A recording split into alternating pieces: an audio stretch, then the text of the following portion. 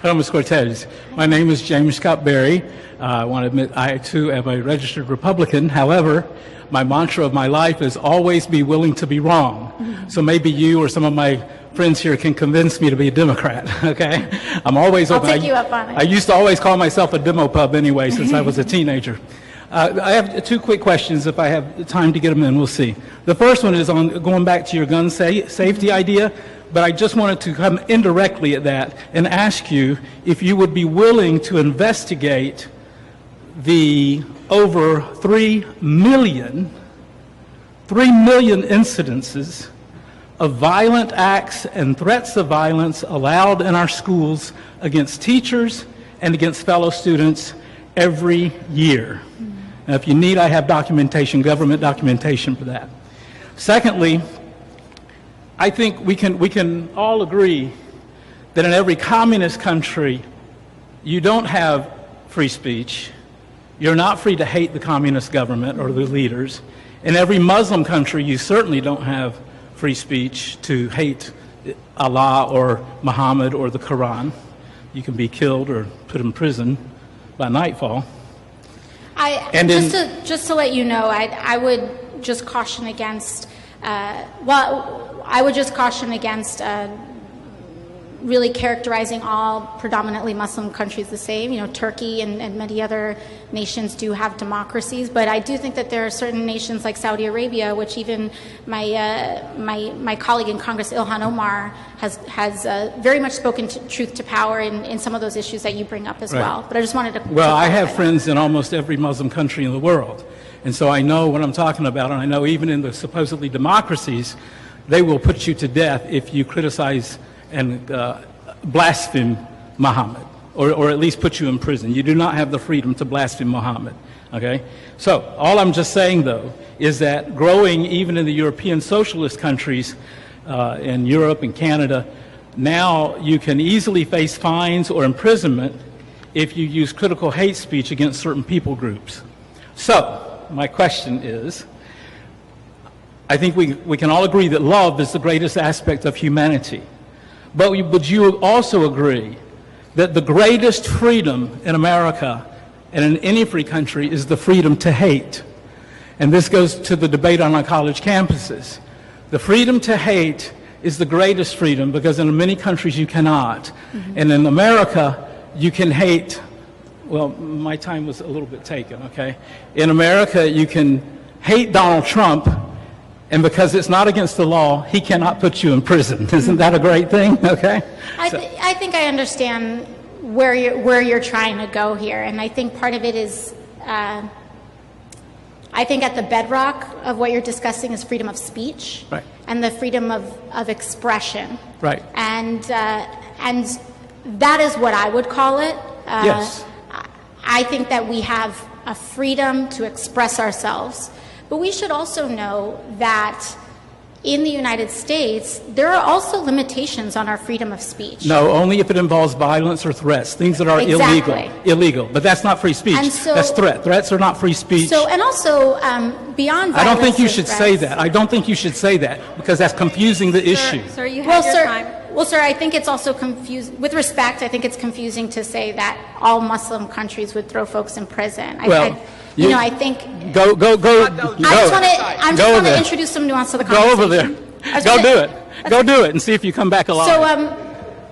So I just want to throw some nuance into the conversation, and I'm not trying to have an argument here. I want to have a discussion. Well, you are having an argument, and I would be glad to argue with you. I'd be glad to debate. I'm willing to be wrong. I'm willing to be wrong. Are you willing to be wrong? And absolutely, sir. And I'm absolutely open to being proven wrong on many issues. So when it comes, I'll just let you know my perspective. We can disagree at the end of it, but I want to at least let you know my perspective. My perspective is that we absolutely have a protected freedom of speech. Someone can say, I hate so-and-so, and that is protected speech. Sure.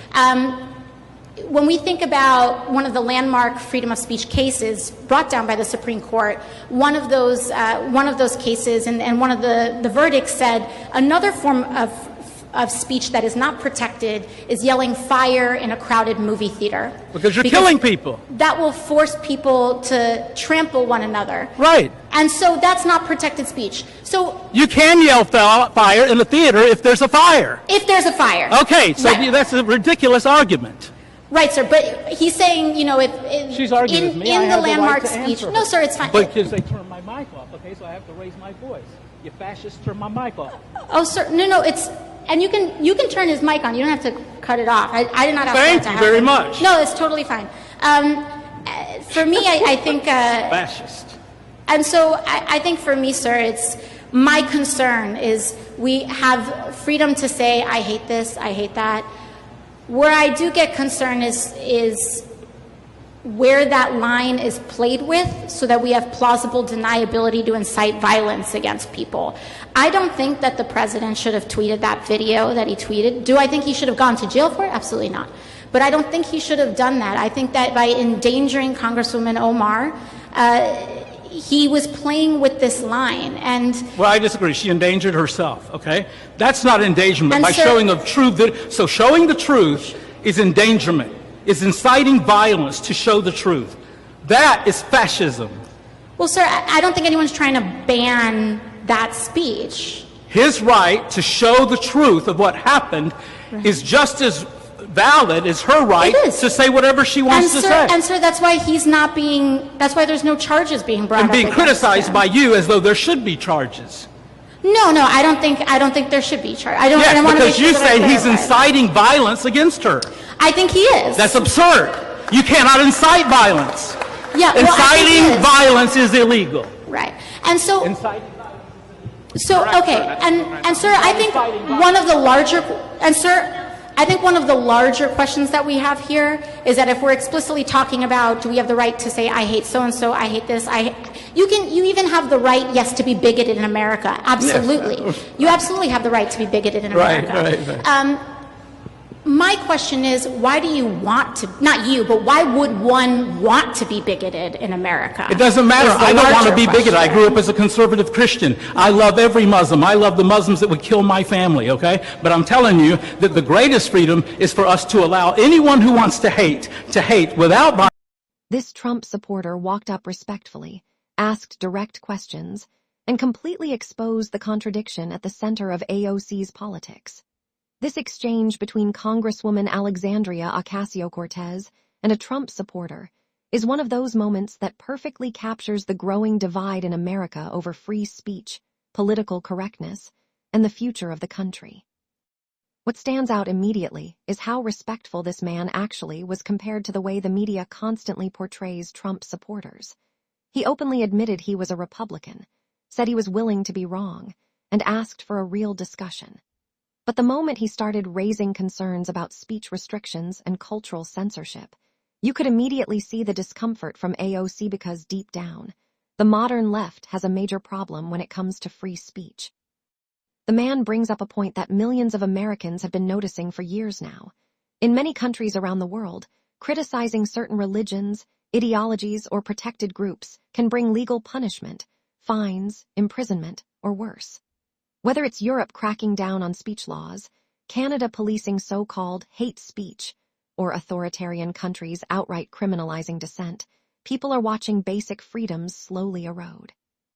And instead of acknowledging that concern honestly, AOC immediately pivots into trying to soften the issue and accuse him of overgeneralizing. But here's the thing. The core point he was making is absolutely valid. America is unique because people are allowed to say things others dislike. That's the entire point of the First Amendment. Free speech doesn't exist to protect popular opinions. It exists specifically to protect controversial, offensive, uncomfortable, and even hateful opinions. If speech only exists when everyone approves of it, then it's not freedom at all. That's why the Trump supporters' line about the freedom to hate was actually deeper than a lot of people probably realized. He wasn't glorifying hatred. He was making the point that in a truly free society, the government does not get to decide which opinions are acceptable and which are forbidden. Once politicians start deciding what counts as hate, history shows that power always gets abused. And honestly, AOC's response exposed exactly why conservatives are worried. The second the conversation turned toward limitations on speech, she immediately started talking about restrictions and exceptions. Now obviously direct threats and violence are illegal. Everyone understands that. But the problem is that many people on the modern left intentionally blur the line between offensive opinions and actual threats. That's how censorship always starts. First, it's misinformation. Then it's hate speech. Then it becomes harmful rhetoric. Eventually, simple disagreement gets treated as violence itself.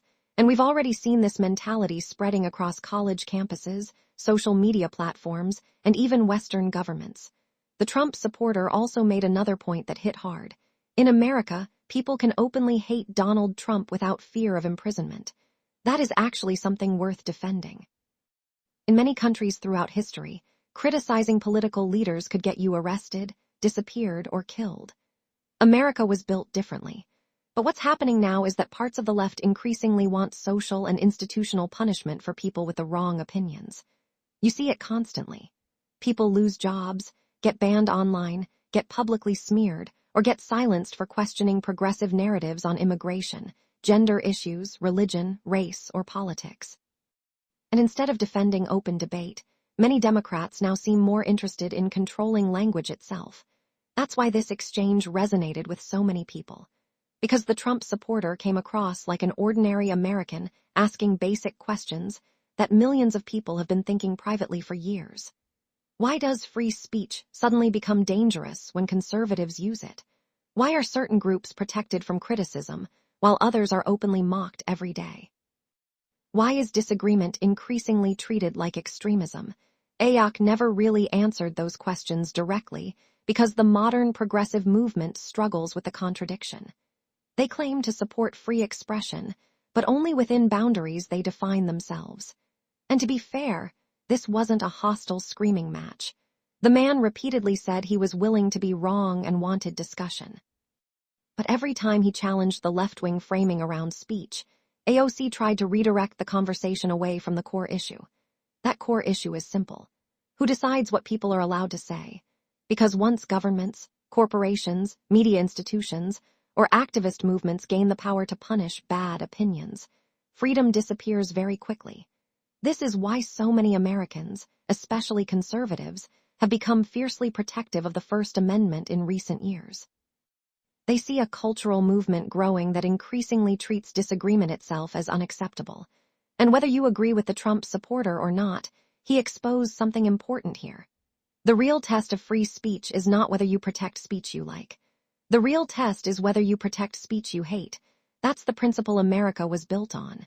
If you enjoyed this breakdown, make sure you like, subscribe, and drop a comment below.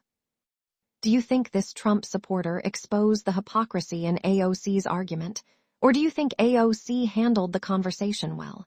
Let me know what you think.